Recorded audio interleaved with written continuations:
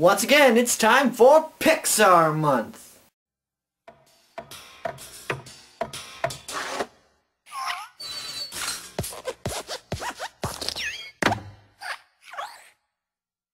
Today we'll be looking at Pixar's 5th animated feature film, Finding Nemo. It wouldn't have been that hard to find him, he's right here.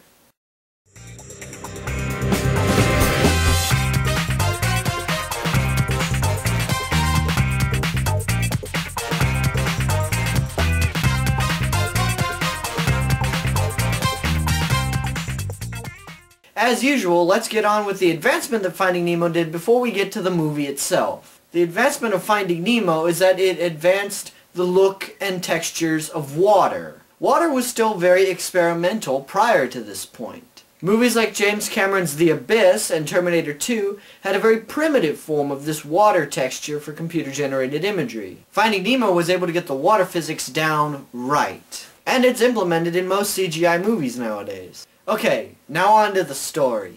Finding Nemo is the story about a hypochondriac clownfish named Marlin who goes on an adventure with his friend Dory to try to rescue his son Nemo. Along the way, Marlin and Dory have many adventures, and Marlin eventually learns to have more fun in life and to be less of a stick in the mud. Along the way, we also have Nemo's subplot, where he's been babied for his whole life, and he gets then placed in with this aquarium of other fish. One of the fish being probably one of the coolest characters in any Pixar movie, Gil. I absolutely love the character of Gil. I love his design. I love his backstory. It's a really interesting and unique and kind of dark backstory. And Nemo's subplot is essentially about Gil and the other aquarium folk trying to help Nemo escape from their owner's tank before the owner's niece, Darla, who is actually made to be really creepy and kind of scary in this movie, it's handled very well, can go in, and she has a tendency to kill fish. So we have Marlin's story and Nemo's story, and they both finish up to a fantastic climax.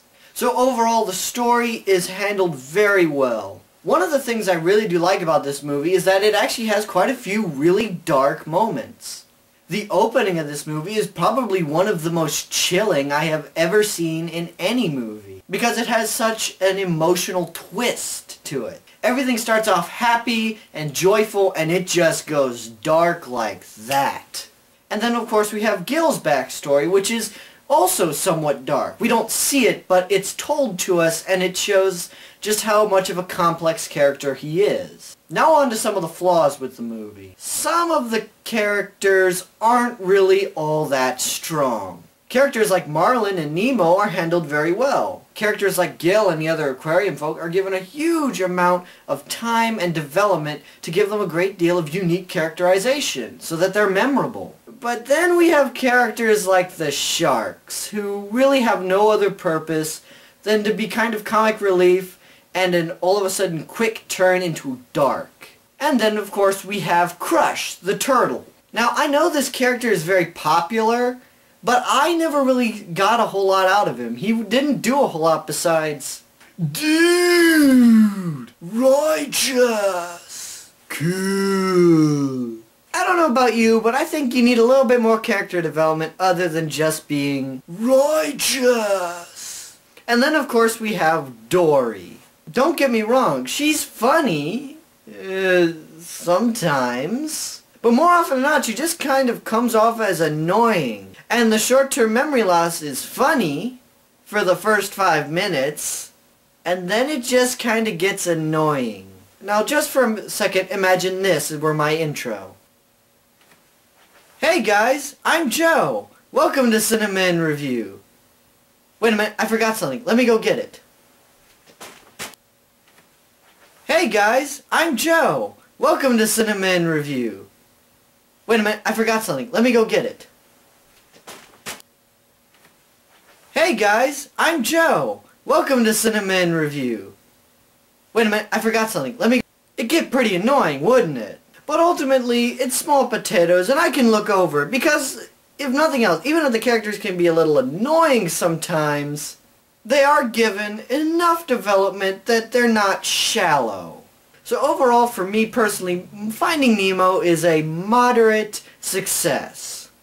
It's most certainly not one of the best of Pixar's movies, but it's not one of the worst either. It's a decent movie. It stands on its own, and it's very, very strong. It has a great deal of dramatic, hard-hitting moments. But then it also will have times where it just kind of falls flat. And that's unfortunate, because I think if they had gone for less of the comedic route, given just a little bit more development to some of the characters, like Crush or the Sharks, that this movie could have been a lot better. But for what it's worth, I say check this movie out. It's not one of Pixar's best, but it is most certainly not Pixar's worst. That one will be coming much later. So I'll see you guys next Monday when we will continue on with Pixar Month. Remember to like and subscribe to this video, and I'll see you guys next time on Cinema in Review. Everything is going according to plan.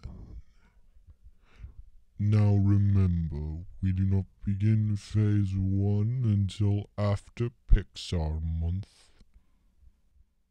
Am I understood? Yes, my lord, everything will be done as you have commanded. Very good. Dismissed. You best watch your back, Joseph Marx. Your time is coming to an end.